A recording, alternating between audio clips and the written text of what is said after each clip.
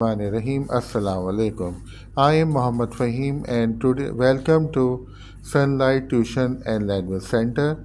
And today we are talking about one of the very beginning or basic topics of economics, and that is micro and macro economics. हाँ भाई, तो इन दोनों का difference मालूम करने से पहले एक सवाल मैं आप लोगों से पूछना चाहता हूँ। बेफिक्र रहें, जवाब भी खुद ही बताऊँगा। वो सवाल ये है कि आपका इकोनॉमिक्स पढ़ने से मकसद क्या है। अगर आपका इकोनॉमिक्स पढ़ने से मकसद ये है कि आगे इकोनॉमिक्स आपको बिज़नेस में फ़ायदा करे, तो इसका मतलब है कि आपको इकोनॉमिक्स में माइक्रो साइड पे ज़्यादा फोकस करना पड़ेगा। और अगर आप ये चाहते हैं कि इकनॉमिस्ट बने और मुल्की मसाइल और बड़े बड़े मसलों को इकनॉमिक्स के हल करें, तो फिर आपको मैक्रो पे ज़्यादा तवज्जो देनी पड़ेगी। बहरहाल ये दोनों बहुत इम्पॉर्टेंट हैं और अभी इसका डिफरेंस हम सीखेंगे तो आपको ये बात बिल्कुल क्लियर हो जाएगी।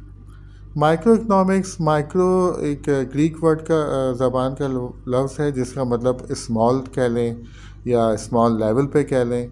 माइक्रो के अंदर बेसिकली डिमांड एंड सप्लाई, यानी कोई चीज़ जो बन के आती है और जो उसके इस्तेमाल है उसमें सब टॉपिक्स आ जाते हैं, मतलब यूटिलिटी, मार्जिनल यूटिलिटी वगैरह। इसमें बेसिकली प्राइजेस से डील करती है और यही वजह है कि माइक्रो का सबसे अहम कंपोनेंट जो है वो प्राइस थ्योरी को माना जाता है।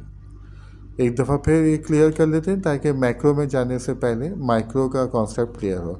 माइक्रो मतलब छोटे लेवल पे ये कि इंडिविजुअल लेवल पे जो आप स्टडी करते हैं उसमें सप्लाई और डिमांड सबसे ज़्यादा इम्पॉर्टेंट है।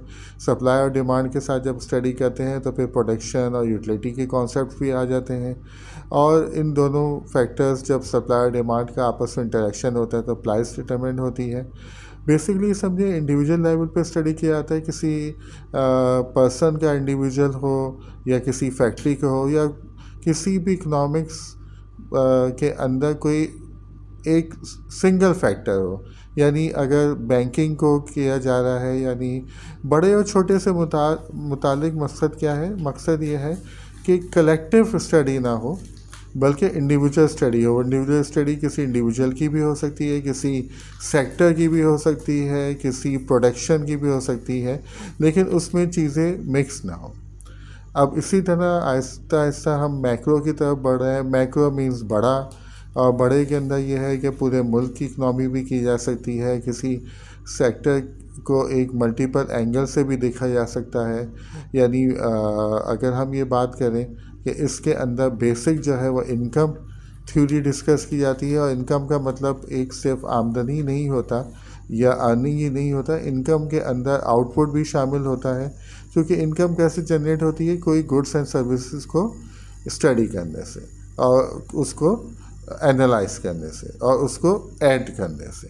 इसका मतलब है कि यहाँ पे एवरेजेस और टोटल को ज़्यादा डिस्कस किया जाता है। एक दफ़ा फिर हम मैक्रो इकनॉमिक्स को कर लेते हैं, फिर इन दोनों का कंपैरिजन हम कर लेंगे। तो मैक्रो इकनॉमिक्स के अंदर पूरे मुल्क की या पूरी इकनॉमी या पूरे डिफरेंट सेक्टर्स को एक कंबाइन लेवल पे करने की जो आपका जनरल इक्विलिब्रियम देखना, ये सब मैक्रो के अंदर आता है।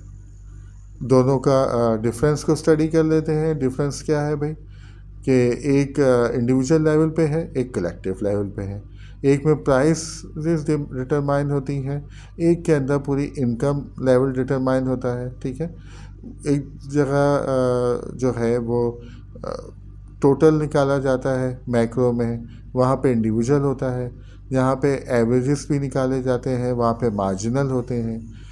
इंशाल्लाह जब भी आप फर्दर इनको स्टडी करते जाएंगे डिफरेंट फैक्टर्स और ज़्यादा क्लियर होते जाएंगे। जहाँ बस इतना ही है कि इंडिविजुअल किसी एक सेक्टर को करें या एक इंडिविजुअल को करें या किसी उसके अंदर इकोनॉमिक्स के लिहाज से इंडिविजुअल होता है, यानी और मैक्रो के अंदर कंबाइन होता है। यानी अगर माइक्रो में किसी एक चीज़ की प्राइस को देखा जाता है तो मैक्रो के अंदर जनरल प्राइस लेवल को देखा जाता है।